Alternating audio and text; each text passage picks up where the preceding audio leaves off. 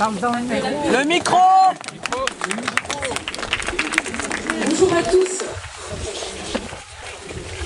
Après 100 ans d'une présence stimulante pour certains, dérangeante pour d'autres, jamais inaugurée par les pouvoirs politiques successifs, souvent taguée, respectée par tout ce que la planète compte de pacifistes, ce monument aux morts de Jean Sioux, son écolier, nous ont bien manqué ces derniers mois.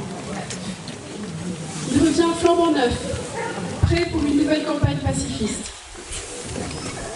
Devant ce monument aux morts, nous venons nous galvaniser pour mener notre combat pour la paix. Le contexte politique de cette année 2024 est affligeant. La violence sociale est toujours plus dure. Les conflits armés ouverts et en préparation sont toujours plus nombreux. Nourris des guerres qu'ils provoquent, les capitalistes du monde entier grillent la planète et écrasent les peuples. Il nous faut dénoncer les guerres. 59 conflits armés en 2023, dont 28 sur le sol africain. Selon le PRIO, Peace Research Institute of Africa, 2 zones de conflit sont géographiquement proches, l'Ukraine et le Proche-Orient. L'engagement pacifiste contre la guerre en Ukraine se heurte à une propagande de guerre dégoûtante, masquant un enjeu géopolitique opaque.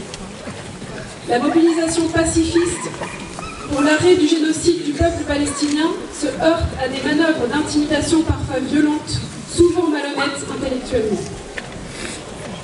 Que ce soit en Ukraine, en Palestine, au Liban, les armes sont abondamment importées de France pour certaines.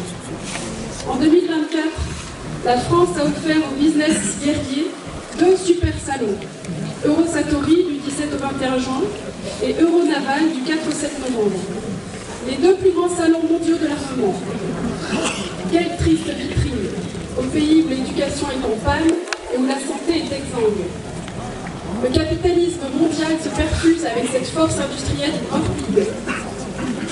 Tout cet activisme de l'industrie de l'armement est étroitement piloté par l'organisation du traité de l'Atlantique Nord, l'OTAN. Pour marquer le 75e anniversaire de l'organisation, le sommet a été organisé du 9 au 11 juillet 2024 à Washington. Il a réuni les chefs d'État des 32 pays membres. Les 3 grands dossiers abordés ont été le renforcement de la dissuasion et de la défense de l'OTAN. Sur les 32 États de l'organisation, les 2 tiers ont atteint l'objectif des 2% du PIB consacré à la défense. Deuxièmement, l'intensification du soutien à l'Ukraine, 40 milliards pour 2025, et l'approfondissement des partenariats de l'organisation. Les contacts sont pris avec l'Australie, le Japon, la Nouvelle-Zélande, la Corée du Sud, élargissant singulièrement le domaine de l'Atlantique Nord. La machine de guerre est en route. Bien que les manettes et bateaux de guerre ne puissent pas faire taire les forces de progrès pacifistes, nous résistons, nous parvenons à nous faire entendre et ça les gêne. En Palestine, l'ONU est active sous les attaques ciblées de l'armée israélienne. La charte de l'ONU n'a pas été effacée. L'organisation pacifiste est toujours là et elle gêne. En juillet 2017, l'ONU a adopté le traité d'interdiction des armes nucléaires, le TIAN. Il est entré en vigueur en janvier 2021. En 2017, le prix Nobel de la paix a été décerné à l'ICAN, campagne internationale pour abolir les armes nucléaires. Cette année 2024, le prix Nobel de la paix a été décerné à l'organisation japonaise anti-armes atomiques Nihon Intankyo, qui regroupe les survivants des bombardements atomiques américains sur Hiroshima et Nagasaki. En France, une commission parlementaire a voté carrément la suppression du service national universel, le SNU. Le projet phare du président a du plomb dans l'aile.